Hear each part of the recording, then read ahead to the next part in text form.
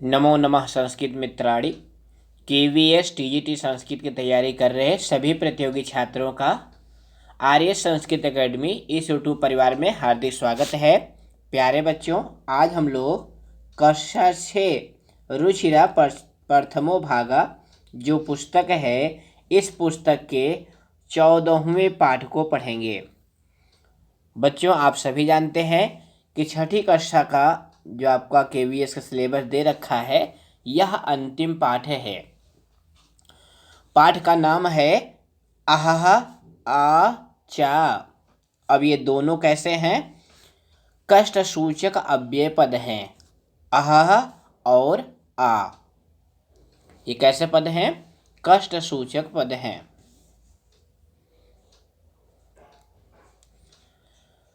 तो बच्चों, अगर आप हमारे चैनल पर नए हैं तो चैनल को सब्सक्राइब कर लें और वीडियो को लाइक करना ना भूलें।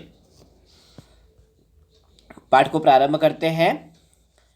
अजीजः सरलः प्रश्रमी च आसीत्।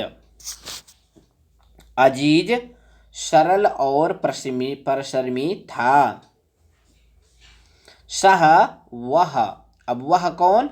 अजीजः, जो अजीज नामक व्यक्ति है वह स्वामिनः एव, स्वामी की सेवायाम, सेवा में लीनः आसीत, लीन था, यानी वो अपनी मालिक की सेवा में बिल्कुल लगा हुआ था। जैसे आप लोग पढ़ने में लीन हैं, पेपर की तैयारी में लीन हैं, वैसे अजीज जो है अपने स्वामी की सेवा में लीन था। सेवायाम अस्मिन् पदे का विभक्ति? सप्तमी विभक्ति एक वचनम अस्ति, यथा लतायाम बालिकायाम। एकदा, एक बार। अब ये एकदा कैसा पद है? अव्यय पद है। एकदा एक बार। सह वह कौन?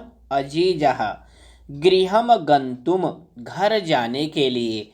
अवकाशम वांछति, अवकाश चाहता है।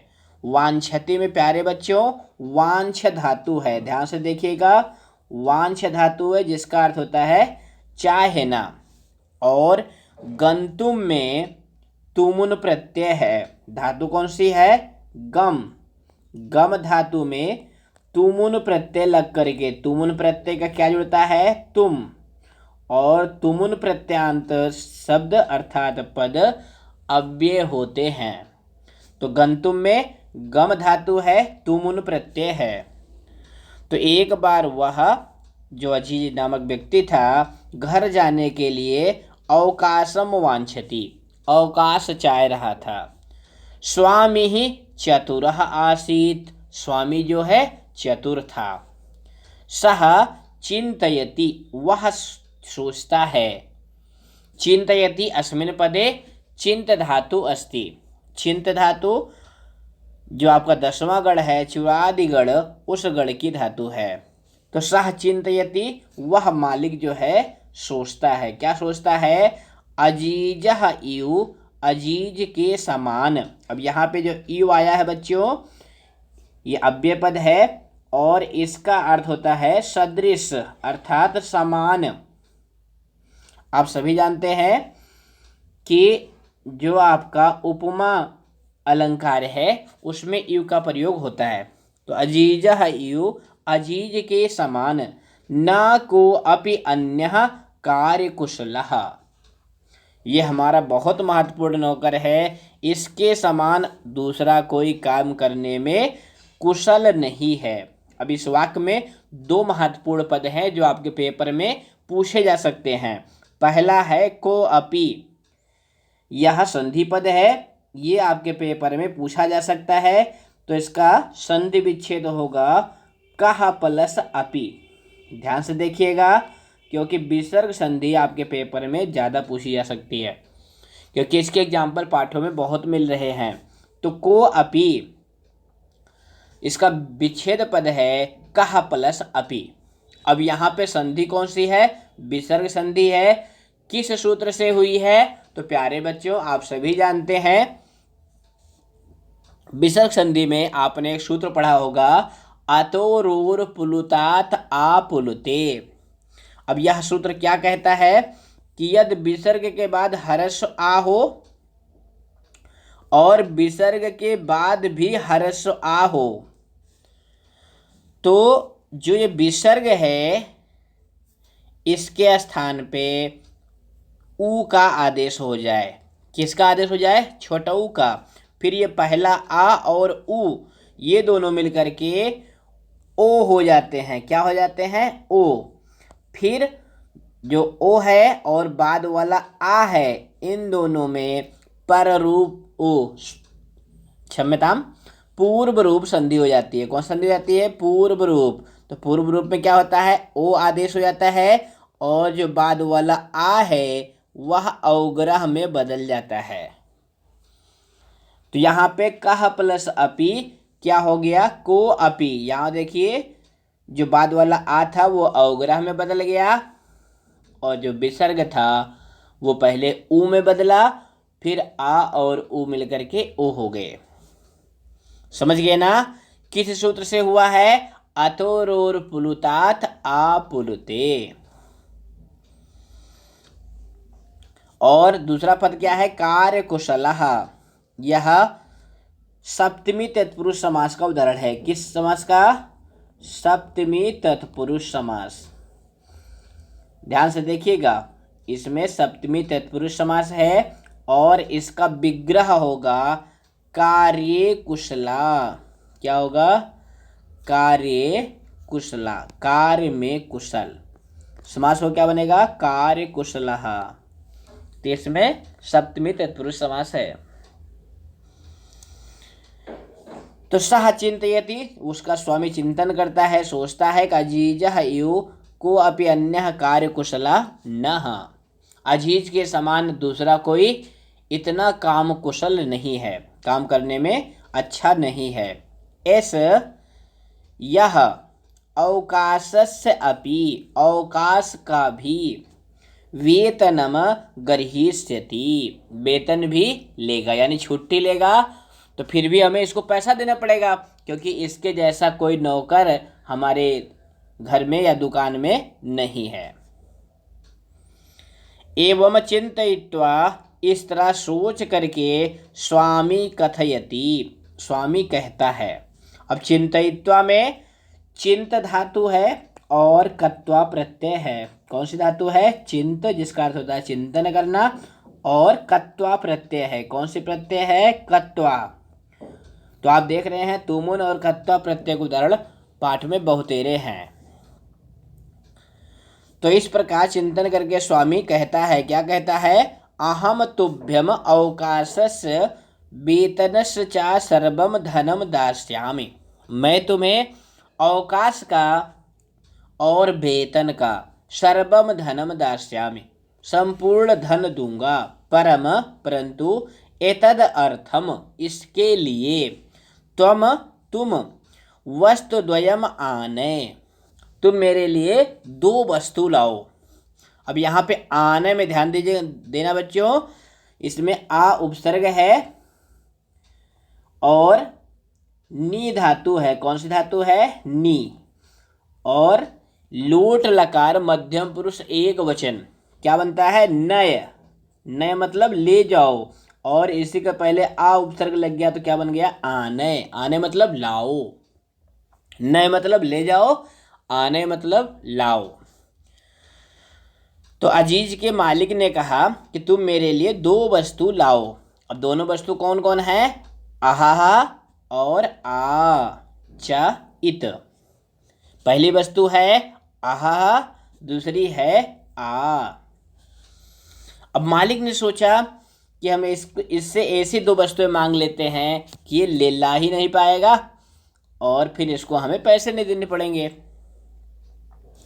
एतत् श्रुत्वा यह सुन करके अजीज वस्तुद्वयम आनेतुम निर्गच्छति दोनों वस्तुओं को लाने के लिए निकल जाता है। अब यहाँ श्रुत्वा में श्रु धातु है। कौन सी धातु है? श्रु धातु है और कत्वा प्रत्यय है। आनेतुम में आ उपसर्ग है।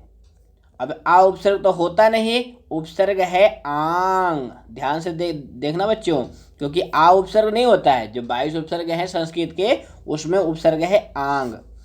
और नी धातु है और तुमुन प्रत्यय है। कौन सी प्रत्यय है? तुमुन। तो क्या बन गया? आने तुम। आंग उपसर्ग है, नी धातु है, तुमुन प्रत्यय है।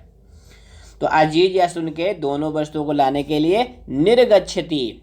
अस्मिन् पदे निर उपसर्गा अस्ति और गच्छति क्रियापदम अस्ति। दोनों वस्तुओं को लाने के लिए अजीज निकल गया। सह वह, वह कौन? अजीज। इतस्ततः परभ्रमति, इधर उधर घूमता है। जनान पृच्छति, लोगों से पूछता है, क्योंकि उसे वस्तुएं मिल नहीं रही थी। तो वो क्या कर रहा है? इधर उधर घूमता है, लोगों से पूछता है। आकाशम पश्यति, कभी आकाश की तरफ देखता है, हे विधाता ये दोनों वस्तुएं मुझे दिला दो जिससे मुझे मेरा वेतन मिल जाए। धराम प्रार्थयति, पृथ्वी से प्रार्थना करता है कि हे धरती माता मुझे ये दोनों वस्तुएं मिला दो। परम परंतु सफलताम नयो प्राप्नोति, परंतु उसे सफलता नहीं प्राप्त होती है। कौन सी सफलता नहीं प्राप्त होती है? कि जो दोनों वस्तुओं को लाने के लिए उसके मालिक ने कहा था वह उसे नहीं ढूंढ पा रहा है। अब यहाँ पे नयो में बच्चों संधि है। कौन सी संधि है? कौन बताएगा? बहुत अच्छे। नयो में संधि देखने के लिए हमें क्या करना पड़ेगा? सर्वप्रथम इसका संधि विच्छेद करना पड़ेगा। तो संधि विच्छेद इसका होगा ना प्लस एव। अब यहाँ देख रहे हैं ना किसका किसका मेल हो रहा है? छोटा आ का ए से मेल हो रहा है और मिल करके क्या बन जा रहा है? आए। यानी ये वृद्ध संधि का उदाहरण है। और वृद्ध संधि का संधि विधायक सूत्र कौन सा है? वृद्ध रेची। और दूसरी महत्वपूर्ण क्या बात है? प्राप्नोति। अस्मिन् पदे मूल धातु कः, इस पद में मूल धातु कौन सी है? जिसमें बच्चों ध्यान दो, प्रा उपसर्ग है और आप धातु है। कौन सी धातु है? ध्यान से देखना, आप धातु है। आप मतलब प्राप्त होना।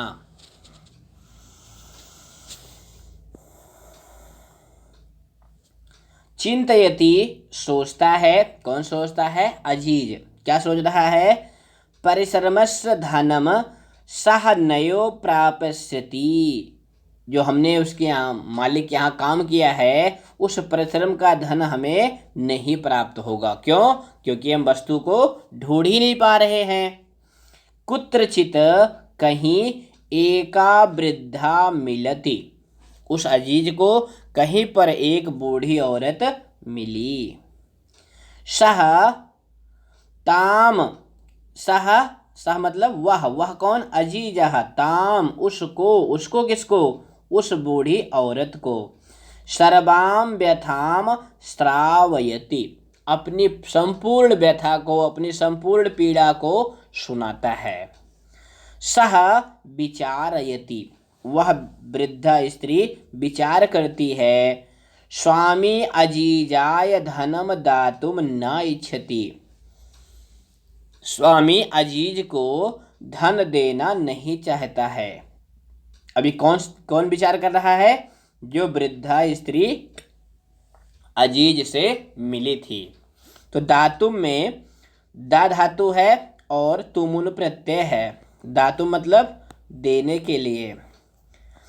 तो जो स्वामी है वह अजीज को धन देना नहीं चाह रहा है।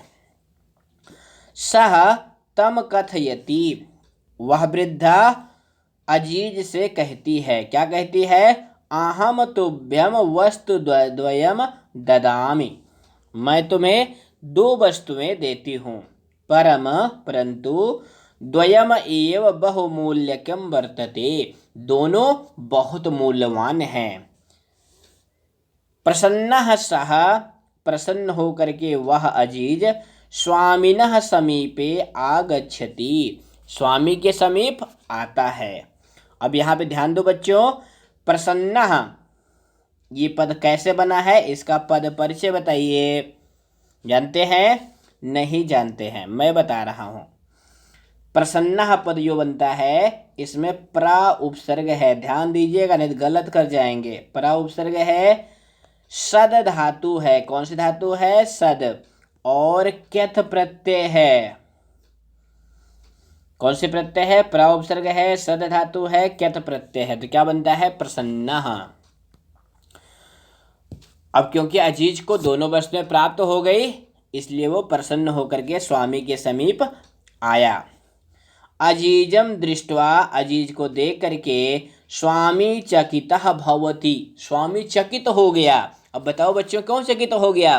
क्योंकि स्वामी ने सोचा था कि मैंने इसको ऐसी दो वस्तुएं लाने के लिए कह दिया जो कहीं मिलेगी नहीं, तो ये फिर हमारे पास लौट के आएगा नहीं, फिर इसको हमें पैसे नहीं देने पड़ेंगे। लेकिन अब अजीज जो है दोनों वस्तुओं को लेकर के स्वामी के पास पहुंच गया। स्वामी शनैः शनैः पेटिकाम उद्घाटयति, स्वामी जो है धीरे धीरे, अब यहाँ शनैः शनैः यहाँ पे देखने पे लग रहा है कि इसमें तृतीया विभक्ति का बहुवचन है, लेकिन बच्चों इसमें तृतीया का बहुवचन नहीं है, यह अव्यय पद है। शनैः शनैः धीरे धीरे, तो स्वामी जो है धीरे धीरे पेटिकाम अर्थात उस बॉक्स को खोलता है। यहाँ आप चित्र में भी देख रहे हैं कि ये स्वामी है, बैठे हुए हैं, ये अजीज है और ये पेटिका है अर्थात बॉक्स है जिसको वो खोल रहा है। पेटिकाम, पेटिका में लघु पात्र द्वयम आसीत, दो छोटे छोटे पात्र थे। प्रथमम सह एकम लघु पात्रम उद्घाटयति, प्रथमम पहले, वह स्वामी एक छोटे वाले पात्र को खोलता है। सहसः एकाएक, एका मधुमक्षिका, एक मधुमक्खी निर्गच्छति निकलती है।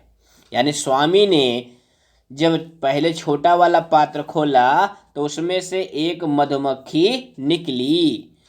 तस्चा, और उसके हस्तम दशति, उसके हाथ में डंक मार दिया। दशति अस्मिन् पदे दश धातु अस्ति। स्वामी उच्चैः, स्वामी जोर से क्या किया? वदति, बोला। अब यहाँ पे उच्चैः जो है कैसा पद है बच्चों? अव्यय पद है। स्वामी उच्चैः वदति, स्वामी जोर से बोला। क्या बोला? आहा, क्योंकि जब हाथ में डंक मारा तो उसके मुंह से कैसी आवाज आई? आहा। अब उसको पहली वस्तु प्राप्त हो गई। द्वितीयम लघु पात्रम उद्घाटयति, फिर उसने दूसरा छोटा पात्र खोला। एका अन्य मक्षिका निर्गच्छति, एक दूसरी मधुमक्खी निकलती है। सह ललाटे दशति, वह स्वामी के मस्तक पे काट लेती है, डस लेती है, डंक मार देती है। पीड़ितः, पीड़ित, सह, वह स्वामी अत उच्चैः चीत करोति, जोर से चिल्लाता है। क्या चिल्लाता है? आ इत। अब यहाँ पे उसको दोनों वस्तुएं प्राप्त हो गई। अब इस पंक्ति में ध्यान देना बच्चों, जो पीड़िता है ये महत्वपूर्ण पद है। इसमें धातु है पीड़, पीड़ धातु पीड़ा पहुंचाने के अर्थ में होती है, और इसमें क्यत प्रत्यय है। पीड़ धातु क्यत प्रत्यय, क्या बनता है? पीड़ितः। और दूसरी महत्वपूर्ण बात क्या है? अति उच्चैः, अस्मिन् पदे संधि अस्ति। किम संधि अस्ति? अस्मिन् पदे यड़ संधि अस्ति। अस्य पदस्य विच्छेदम अस्ति। अति प्लस उच्चैः, ध्यान से देखिएगा नहीं गलत कर जाएंगे। अति प्लस उच्चैः। अब यहाँ अति में जो इसका अंतिम वर्ण है ई, और उसके बाद किसका मेल हो रहा है? छोटा ऊ का, तो ई के स्थान पे या का आदेश हो गया। और जो ता था वह आधा हो गया। क्यों? क्योंकि उसकी ई या में बदल गई, और जो ऊ था वो या में लग गया, तो क्या बन गया? अति उच्चैः। समझ में आ गया? बहुत अच्छे। आप सभी जानते हैं ना यड़ संधि का संधि विधायक सूत्र कौन सा है? इको यड़ची। ध्यान से देखिएगा नहीं तो फिर गलत कर जाएंगे। इको यड़ची। अब इसमें बच्चों ध्यान देना, इको यड़ची अस्मिन सूत्रे कति पदानि सन्ति। इस सूत्र में कितने पद हैं? तो इस सूत्र में 3 पद हैं। वैसे हम इसकी व्याख्या संधि वाले प्रकरण में करेंगे, यहां थोड़ा आपको बता देते हैं। इकः, इस पद में षष्ठी विभक्ति है जो स्थानी का बोध कराता है, अर्थात इक के स्थान पर दूसरा पद कौन कौन सा है? दूसरा पद है आपका यड़। जो आपका दूसरा पद है वो क्या है? यड़। अब यड़ में प्रथमा एक विभक्ति का एक वचन है, तो यह आदेश का बोध करा रहा है। और तीसरा पद है अचि। अचि में सप्तमी का एक वचन है, तो यह जो है बाद वाले वर्ण का बोध करा रहा है। तो इको यड़च में 3 पद हैं, इकः यड़ अचि। इक के स्थान पे यड़ का आदेश हो जाता है, बाद में अच अर्थात भिन्न स्वर के होने पर। तो हमें उम्मीद है कि आप यड़ संधि समझ गए होंगे। अजीजः सफलः आसीत। अजीज सफल था। अब सफल क्यों था? क्योंकि वो दोनों वस्तु ला करके अपने मालिक को दे दिया। स्वामी तस्मै अवकाशस्य वेतनस्य च पूर्णम धनम ददाति। स्वामी ने उसे अवकाश दे दिया, अवकाश का वेतन भी दे दिया और पूरा धन उसको दे दिया। तो पाठ की कथा बच्चों बहुत मजेदार है कि हमें बेवजह किसी को परेशान नहीं करना चाहिए। अब तस्मै में बताइए कौन सी विभक्ति है? कौन सी विभक्ति है? कमेंट करके बताइएगा। और इसका मूल पद कौन सा है, यानी प्रातिपदिक कौन सा है, ये भी कमेंट करके बताइएगा। वो आपके ऊपर हम छोड़ रहे हैं। तो फिर मिलेंगे बच्चों अगली वीडियो में। नमः संस्कृताय, जयतु संस्कृतम, जयतु भारतम। धन्यवादः।